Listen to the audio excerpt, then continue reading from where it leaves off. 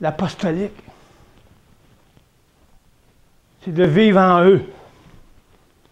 C'est de faire en sorte de l'enseignement qui a été enseigné, la parole, soit éveillé pour qu'on vive en eux.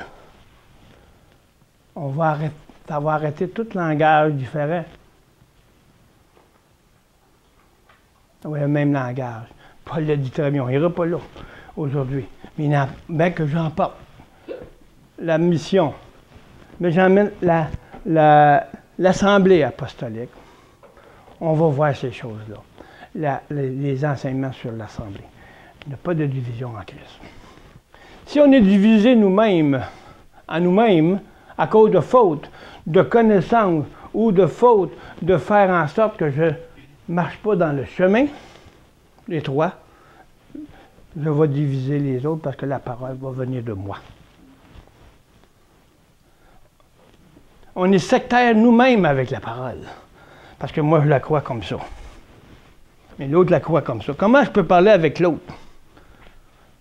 Je ne peux pas parler avec l'autre parce qu'ils ont toutes leurs particularités dans la parole. Moi, je la vois même. Moi, je la vois même. Pourquoi? Ils n'ont pas passé là. Ils n'ont pas passé à la croix pour que Christ vive en eux.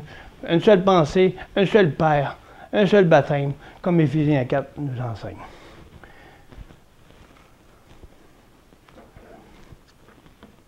Donc, il a offert la nature humaine en offrant son corps. Son corps.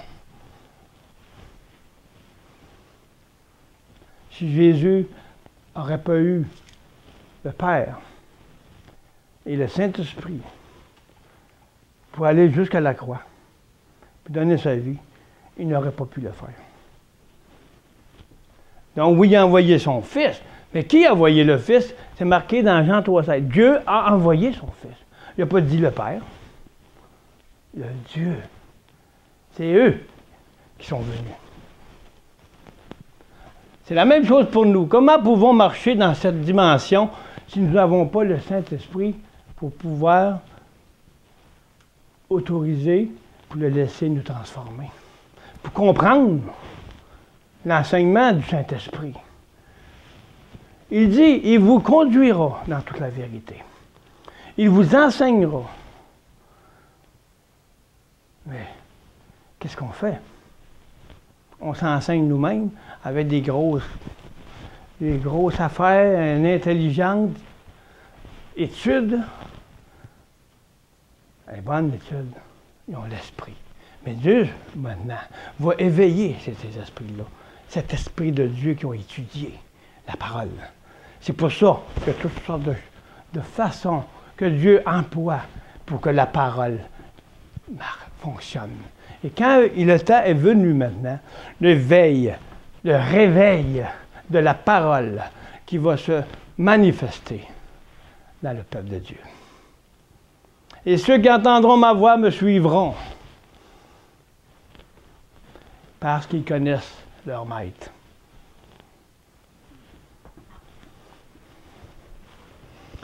Le renouvellement progresse petit à petit dans la nouvelle vie.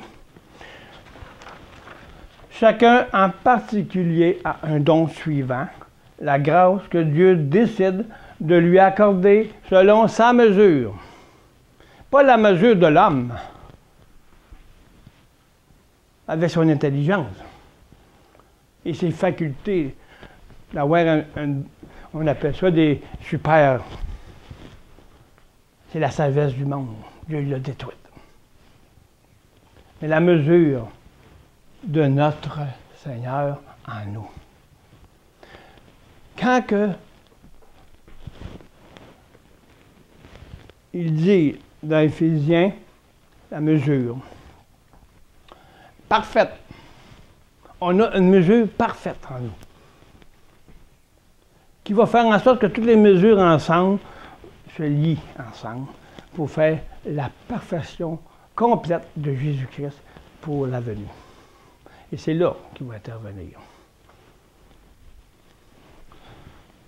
Il dit, celui qui est mort, c'est lui qui est descendu dans les profondeurs, puis c'est lui qui est ressuscité, puis en ressuscitant, Il a donné, comme à l'Église, les 5 ministères. Les 5 ministères, c'est pas juste. C'est quelque chose de très lui-même en nous. C'est lui qui est descendu et nous aussi, nous sommes en lui. Nous avons descendu, il nous a donné une mesure pour ressusciter en lui, dans la mesure d'être un évangéliste, d'être un berger, être un enseignant, être un prophète et être un apôtre. C'est la mesure de Jésus en nous qui fait en sorte la fonction. C'est quelque chose, hein? Autant que nous sommes morts en lui, autant que lui ressuscite en nous, va déterminer la fonction de l'apôtre ou de l'évangéliste des 5 ministères. Et autres grâces qu'il y a à part des 5 ministères. Mais eux, les 5 ministères, c'est quelque chose de très précieux. Parce que c'est eux qui sont responsables de l'édification du corps de Christ. Est-ce qu'on reconnaît nos responsabilités en tant que Christ en nous? La parole, on ne rit pas avec la parole. On doit se soumettre à la parole. Si on obéit à la parole, on va obéir à l'œuvre qui va faire en sorte de pouvoir marcher dans l'obéissance et être transformé pour que Christ nous utilise selon la mesure qu'il nous a permis d'avoir, selon la grâce qui a été déterminée avant la fondation du monde pour chacun de nous. La responsabilité qui diffère dans les 5 ministères est différente, mais elle est unie dans un même Jésus-Christ. Mais la fonction qui diffère, elle ne doit pas être mêlée n'importe comment. Elle doit être selon la mesure de ce que Christ a été vivifié en toi. On parle des 5 ministères, mais on est tout un ministère. Juste le ministère de donner sa vie, c'est toute une mission.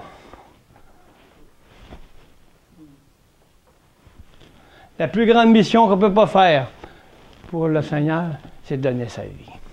Et après ça, lui, il nous utilisera comme il veut. Un chanteur, un serviteur qui sert aux tables, peu importe, Dieu n'a pas de parti pris. Il n'a pas de haut et de bas, parce que le corps fait le tout. Amen. C'est pour ça qu'on ne peut pas en avoir un en bas et l'autre en haut. Il ne faut pas qu'il y en ait un qui s'assied en haut et l'autre qui s'assied en bas. Parce que celui qui est en bas, là, est aussi important que celui qui est en haut. Parce qu'il n'est pas en haut. Celui qui se croit en haut, qui se croit debout, fais attention de ne pas tomber. Parce que tous tombent d'une manière ou d'une autre. Amen. Plus Christ devient réalité en nous, plus nous sommes brisés et abandonnés à lui, et plus Dieu nous transforme selon sa volonté. C'est-à-dire, plus nous nous approchons de lui, et plus il se fait connaître à nous. Comment? C'est la grâce de Dieu qui nous permet de s'approcher de lui. Mais j'ai le désir de le connaître. Ma foi, c'est de pratiquer, de désirer connaître sa volonté. Il faut que je fasse en sorte de m'aligner pour être dans sa volonté, pour marcher selon sa volonté. Et non la mienne, Jésus dit. Donc, pour connaître sa volonté, il faut laisser le Saint-Esprit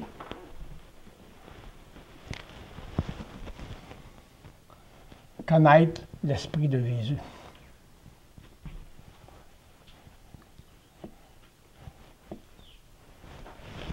La seule façon de connaître l'Esprit de la parole, c'est l'Esprit de Jésus.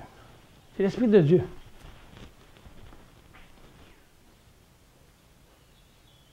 C'est pour ça qu'on les appelle, ils sont égales, parce qu'ils sont d'une seule personne. Bien qu'on soit dans la marche du corps de Christ, dans la mesure qu'on peut amener l'édification à cette unité, nous allons former un seul corps. Il est là. Mais il ne nous appartient pas. Les églises ne nous appartiennent pas. Ils appartiennent à Jésus-Christ. C'est son corps. Mais pour être son corps, il ne faut plus que moi je vive, mais c'est lui qui vive en moi. Le corps va se former dans tout l'ensemble du peuple. Parce qu'il va faire Dieu. On n'est plus moi, mais c'est lui qui vit en nous. Donc je ne suis plus. Jésus l'a dit très bien dans Jean 15.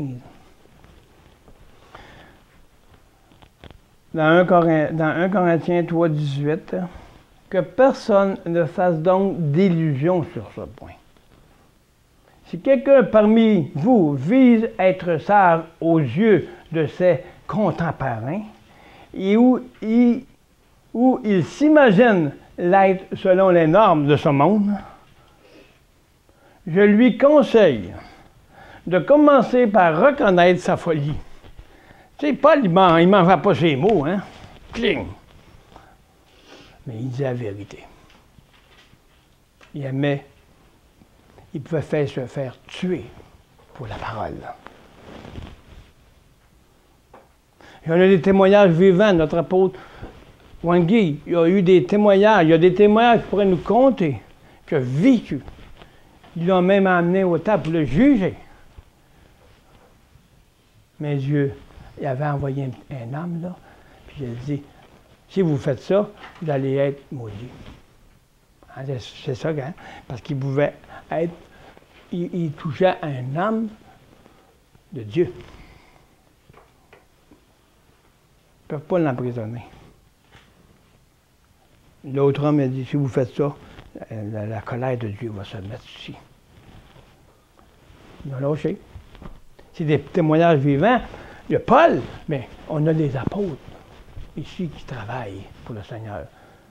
Eux ont fait des choses que Dieu a permis pour voir le témoignage du Fils de Dieu dans ces hommes-là.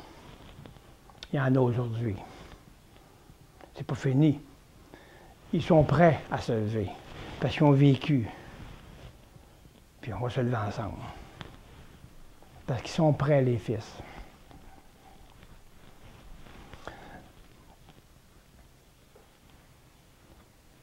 Donc, je lui conseille de commencer par reconnaître sa folie et son ignorance, afin d'accéder à la véritable sagesse.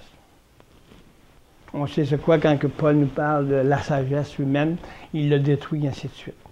Donc, la sagesse humaine, elle n'est pas à la hauteur pour connaître Dieu. Elle fait juste connaître une parole, mais elle ne vit pas la parole, la sagesse du monde. Mais c'est merveilleux. Au moins, la parole est annoncée à travers le monde. L'esprit de la parole est là.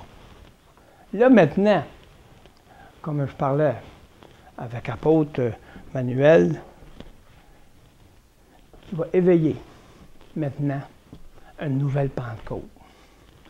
Une Pentecôte qui s'appelle « Éveiller l'Esprit de Christ en nous ». Le Saint-Esprit va faire en sorte de faire les différences entre la vérité et le mensonge. Entre la vérité du mensonge qu'on se fait, entre la vieille nature qu'on est et la nature que Dieu veut qu'on soit. Puis on n'a pas le choix. Le Saint-Esprit va être très puissant. Comme autant que dans le temps des apôtres, avec la mort qui s'est dit « Hey, où tu as mis ton terrain? » Mais là, était supposé être donné tous aux apôtres. Mais ils ont compté un mensonge, ils sont morts là. Mais pour nous, là, si on fait ça juste dans notre marche, c'est une démonstration de désobéissance, dont on meurt directement à la communion. Eux, ils l'ont vu physiquement. Nous, on le voit spirituellement. Parce qu'on meurt, si on meurt dans le mensonge, c'est officiel qu'on perd la communion. Parce que la communion ne se fait pas dans le péché.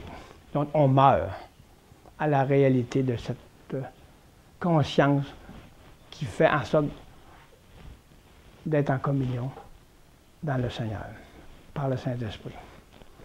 Mais on peut voir qu'il va y avoir des choses qui vont se passer, qui peuvent venir à pas mal semblables à ça.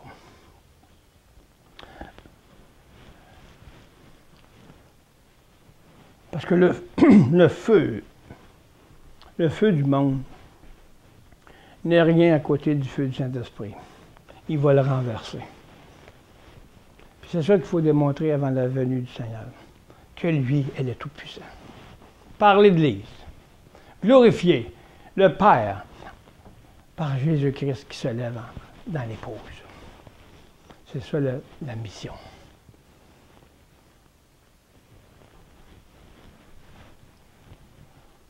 Ça a toujours été, mais on l'a laissé tomber. Mais ça revient. Ce qui était n'est plus et revient pour la fin.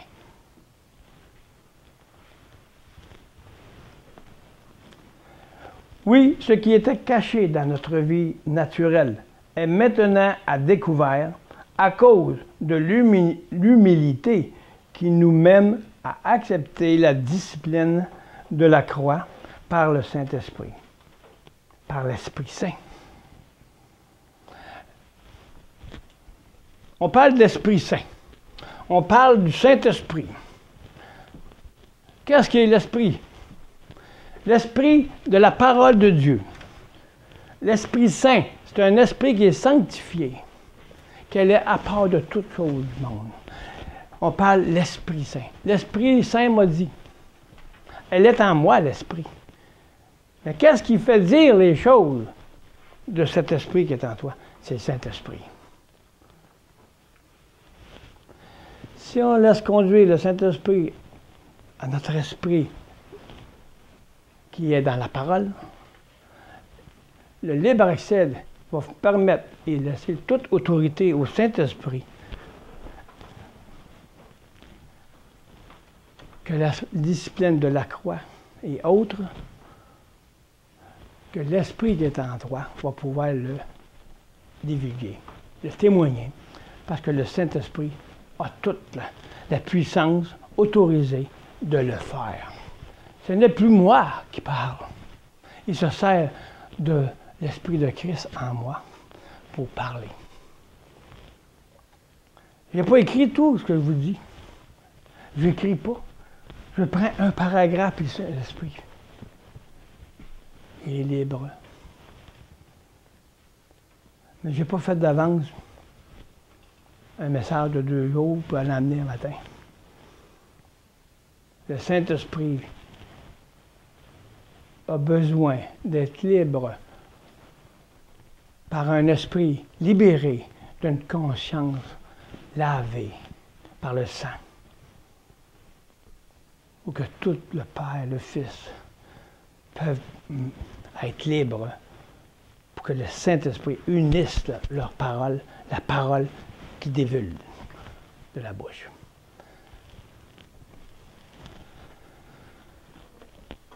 Donc, la discipline de la croix par l'Esprit Saint. L'Esprit Saint, on parlait d'un esprit de la parole. On parlait d'un esprit de la croix. L'esprit du langage de la croix. Il y a plusieurs esprits dans la parole, mais c'est des saints. C'est des esprits qui sont sanctifiés du monde. Elles sont de Dieu. On peut parler des esprits du monde. On peut l'esprit de méchanceté, l'esprit de colère, l'esprit de haine, l'esprit d'orgueil, l'esprit d'égoïsme, ainsi de suite. Moi à moi. Et si on parle de l'esprit sanctifié, saint, on parle de l'esprit de Dieu dans toute sa catégorie. On en connaît combien de catégories dans l'esprit de Dieu? On connaît qu'un petit infiniment. Mais qu'est-ce qui va nous donner la plénitude? C'est le corps de Christ dans toute leur connaissance vivante, comme une brique vivante qui va déterminer la grandeur de Christ.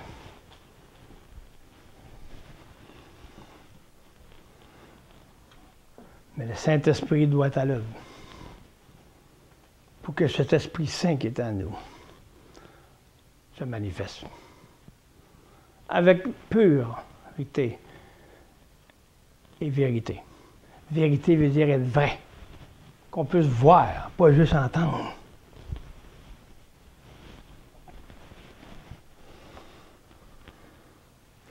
Nous pouvons maintenant laisser Jésus vivre sa vie en nous, continuellement transformé.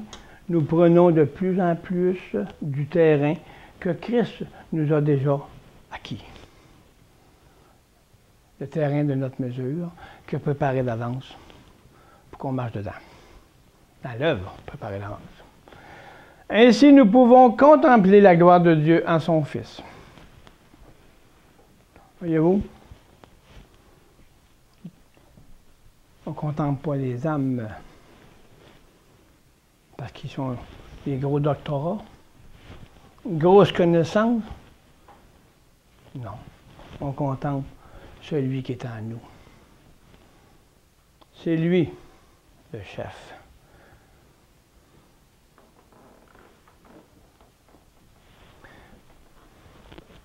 Mais Dieu dit, tout concourt au bien pour ceux qui aiment Dieu. Ces hommes-là, les hommes qui ne sont pas encore éveillés à ça, le peuple de Dieu qui n'est pas encore éveillé, Dieu les aime. Puis il va aller en chercher d'autres parce qu'il y en a encore qui ne connaissent même pas le Seigneur encore. Mais Dieu a fait un temps. Le temps maintenant doit changer. La parole est annoncée, maintenant c'est le temps de l'éveil de cet Esprit Saint en nous. Pour glorifier le nom du Fils. 1 Corinthiens 15, 35, 36 et 37 et 38. Mais demandera peut-être quelqu'un, comment des morts peuvent-ils revenir à la vie? Sous quelle forme ressusciteront-ils? Avec quel corps reparaîtront-ils? Ça saute question, une sorte question. C'est une question ridicule qui s'est posée là. On va le voir. Réfléchissez à 36 à ce que se passe dans la nature.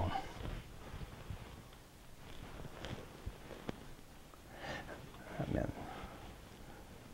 Ce que vous semez ne peut s'épanouir en une vie nouvelle qu'après avoir traversé la mort.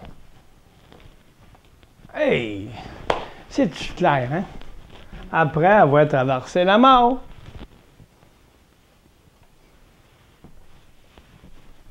Les Corinthiens étaient vraiment enseignés. Ils n'avaient pas compris. Si tu meurs, tu peux revivre en nouveauté de vie. Il dit, réfléchissez. Comment? En une vie nouvelle qu'après avoir traversé la mort. Tu ne peux pas avoir une vie nouvelle si tu ne meurs pas. Tu ne peux pas te marier si tu es marié avec un autre. C'est tellement grand. Si on comprendrait que quand on accepte le Seigneur, que je me marie avec le Seigneur. Mais le problème qu'il y a, on a oublié de donner, de mourir à notre vieille nature. Le Seigneur m'a fait baptiser avec un cœur décidé, zélé pour le Seigneur. Puis c'est merveilleux. Dieu a écrit sa parole dans vos cœurs. Il l'a écrit là. Puis il va se servir de la mesure que vous avez besoin. Pour l'utiliser pour son œuvre en Jésus-Christ. Maintenant, après le baptême, c'est là qui est la clé pour entrer dans la porte. L'autre côté de la porte. Puis c'est l'œuvre de la croix. La porte étroite, c'est donner sa vie. Pas facile, hein? Ça a causé des larmes. Est-ce que vous savez que Jésus a pleuré pour vous? Il a pleuré pour nous. Qu'est-ce que c'est passé? Être à défi jeunesse? Défi jeunesse, c'est un défi. Pas seulement ici, c'est dans le monde entier. Parce qu'on a chacun un défi à faire. Mais quand que le Seigneur permet de pouvoir saisir, on devient utile. Puis, le reste, c'est pas important. Paul, il dit, il dit, va pas là, tu allais vous faire tuer, Paul. Je lisais ça ce matin dans les Actes. Il dit, la parole de l'Évangile va passer. Même si je meurs, il dit, je suis prêt à mourir, à donner ma vie corporelle. Parce qu'il avait été averti, il ne va pas là. Il dit, c'est le Seigneur qui conduit. Il a été. Il est prêt à mourir pour l'Évangile. On n'a pas passé ça, nous, encore ici au Québec. Mais il y en a qui font ça. Merci Seigneur d'avoir ce lien que le Saint-Esprit est en train de faire avec ces hommes de Dieu. Ça me fait vibrer dans mon cœur. Ça m'ouvre. Le Saint-Esprit m'ouvre la parole. Il donne l'amour pour ces hommes. Fait que nous qui se lamentons avec nos petites poignes, là,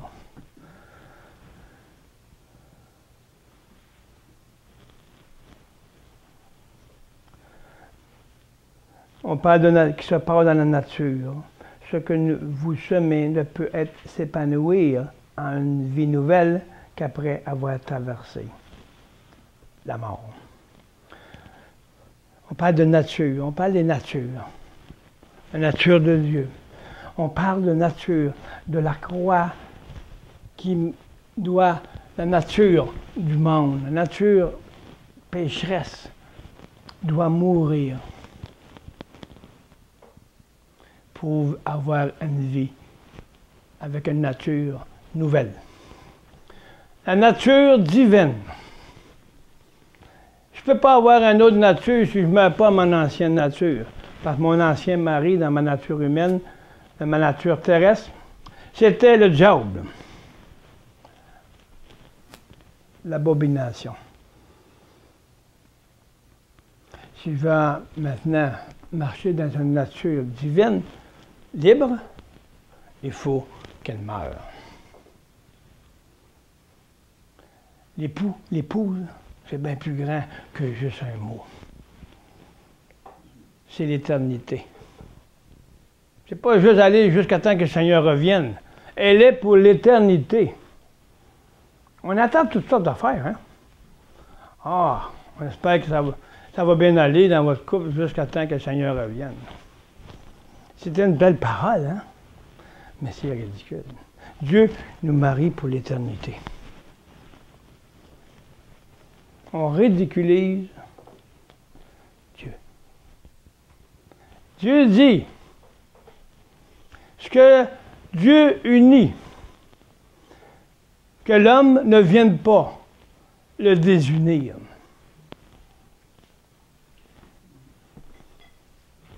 Est-ce que quelqu'un que vous connaissez a déjà dit à votre couple, ben là, il faut vous séparer? J'ai jamais entendu ça. Mais l'homme qui peut me séparer, c'est moi-même. Ma vieille nature, mon vieil homme. Ça, c'est l'homme qui veut séparer la parole de Dieu.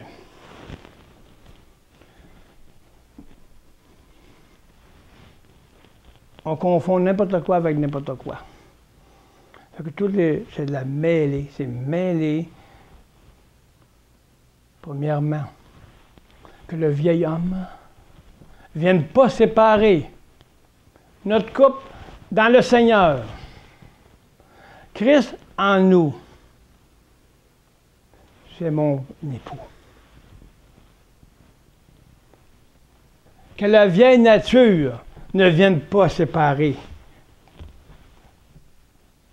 Que je suis épouse et que nous sommes l'épouse de l'époux Jésus-Christ. Que nul ne vienne séparer ce que Dieu a uni. La seule façon de comprendre ça, c'est Jésus-Christ en nous. Si Christ est en vous, vous avez l'esprit de Christ. Donc, vous n'accomplirez pas les choses de la chair. Mais si vous marchez par la chair, si l'esprit du monde est en vous, vous allez accomplir les choses de la chair. Parce que ce ne sera pas le Saint-Esprit qui va conduire. Donc, c'est la nature qui doit mourir, la vieille nature, pour que la nature de Dieu prenne place. C'est la foi de marcher à mourir à nous-mêmes, pour que la nature de Dieu prenne la place en nous. Lorsque vous faites vos semailles, vous ne mettez pas à terre la plante telle qu'elle doit en ressortir. Mais non, tu mets une graine dans le verre.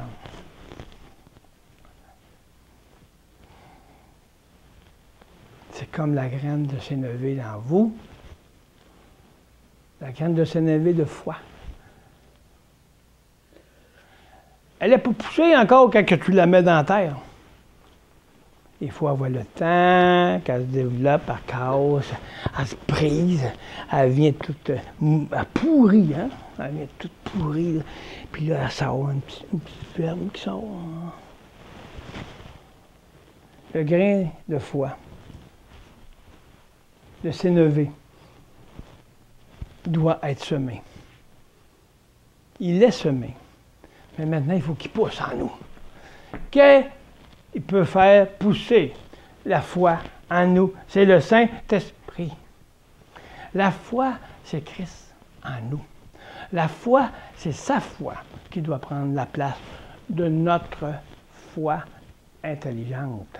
Mais on doit s'en servir pour aller et accepter d'être transformé. La foi de Jésus-Christ, elle est semée dans la terre quand on donne notre vieille vie. Il y a une graine qui s'est placée là quand on l'a accepté dans notre baptême d'eau. On s'est repenti pour recevoir la graine de sénévé. Mais il ne faut pas la mettre sur la tablette et attendre qu'elle pousse. Il faut pratiquer. La nature, elle est naturelle. Tu mets une graine, tu vois. Si tu plantes une feuille, ça ne sera pas un oignon. Mais si tu prends ta vie, tu la donnes au Seigneur, l'Esprit du Seigneur qui est en toi va être une semence. Elle va pouvoir faire en sorte que le Saint-Esprit va faire pourrir la vieille nature, elle va devenir en cendre. Et il va y avoir un petit sénévé qui va, une petite graine de la foi, de la vie transformée du Seigneur en vous.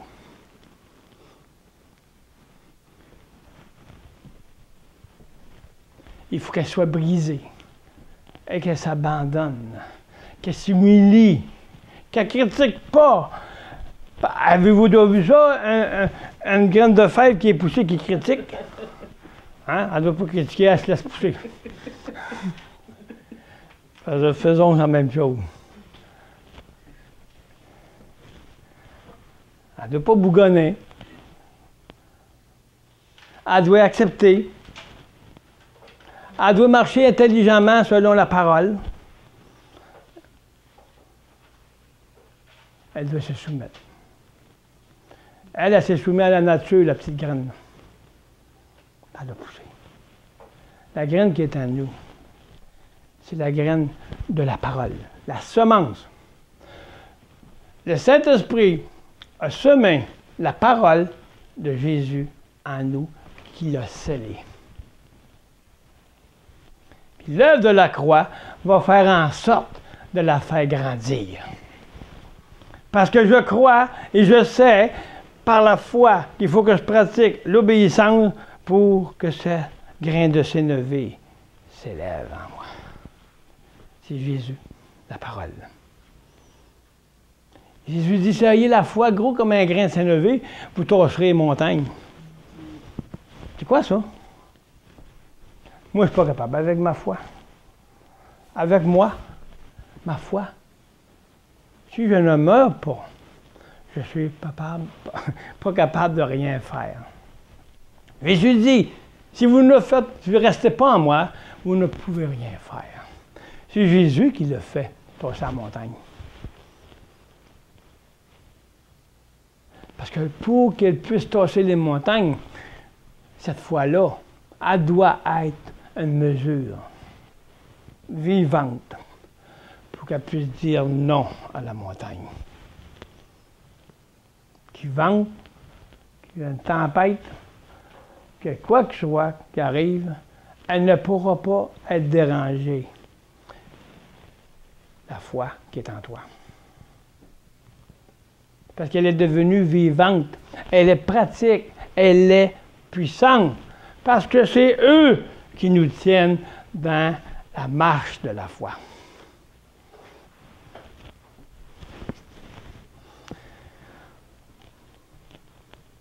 Donc, laissez-vous semer la parole en vous repentant, en vous voyant à la croix. La repentance, c'est de se reconnaître pécheur. Puis si on a pu pécher, après ça va fait baptiser d'eau, mais là, on a reçu la grâce, on ne pêche plus, on est parfait. On vient de se tromper. C'est juste le commencement d'une vie nouvelle. Mais si je n'ai pas reçu cette parole, ou que je ne l'ai pas vue, comment puis-je avoir la connaissance de cette puissance de la croix? Mais Dieu nous fait voir des choses d'une façon pour nous amener là. Ils donnent leur vie. On fait ça. On donne la vie. Ceux qui s'insèrent dans leur cœur et qui marchent parce qu'ils aiment Dieu, ils ont des révélations. Ils marchent humblement. Dieu les utilise. Mais quand on commence encore à aller plus grand en lui, la semence qui est là va grandir. Puis elle va grandir dans l'unité. Et quand on va pouvoir, avec ce Jésus, Christ en nous, qui est l'espoir de toutes choses, on va voir grandir l'arbre de fruits de vie dans l'ensemble, qui va démontrer le fruit de l'esprit de la parole dans l'épouse.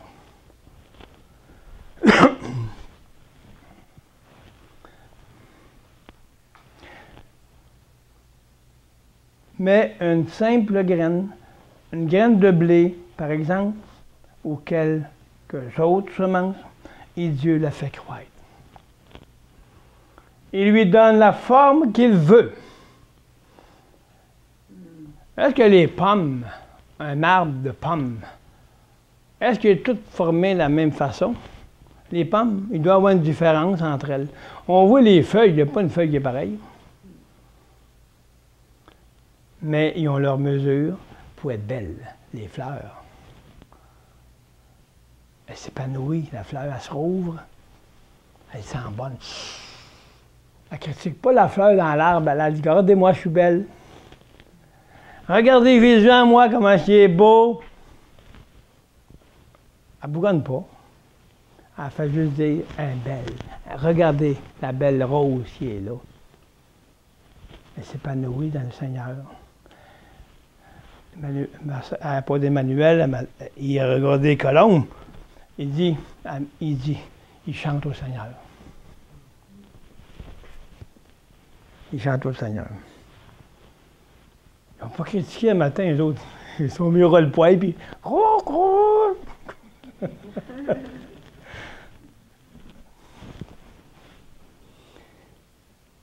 Épanoui. Regardez quelle fleur vous êtes. Ça reluit tout le temps belle. Qu'elle reste toujours dans la semence qui est épanouie. Ou que Christ, le Père, puis que le Saint-Esprit sont unis, puis s'épanouissent en vous. Vous allez trouver la paix. Vous allez orner le temple de Dieu que vous êtes. Comme dans Corinthiens 13 nous mentionne, toute la beauté de Dieu. En partie parce qu'il y en a plein. Ornez, mettez-vous des cadres dans votre cœur. Amour, paix, joie, sincérité, honnêteté. Ornez le temple de Dieu que vous êtes. Que vous n'ayez pas honte de l'image qui est dans votre temple quand quelqu'un vous regarde. Wow! L'image de Dieu. Nous devons revenir à l'image que Dieu nous a créée avant la chute. Revenir à la communion. Être semblable à son image. Regardez mon visage, c'est pas ça que je parle. Mais il parle de l'image de Dieu. L'image de sa beauté intérieure. De sa beauté d'amour. Le seul qui peut faire ça, c'est par le chemin de la nouvelle vie qui se réalise en nous. Dieu le fait croître. Donc, c'est Dieu qui fait croître Jésus en nous. Qui se font croître, eux, c'est par le Saint-Esprit.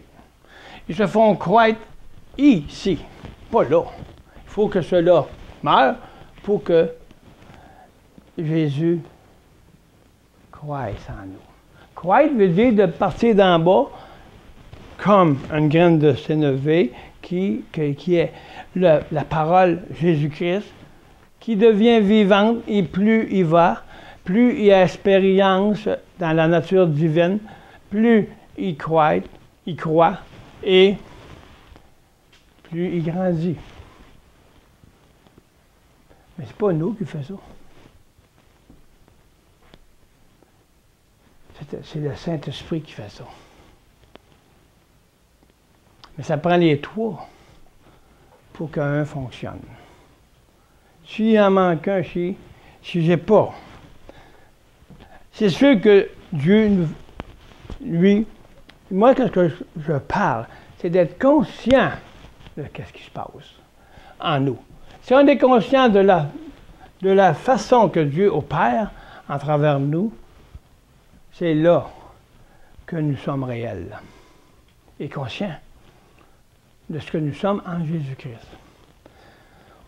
Il faut que le peuple de Dieu voit qui ils sont en Jésus-Christ.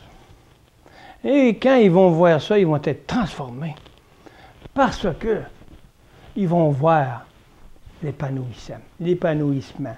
Ils vont voir la créature nouvelle en eux.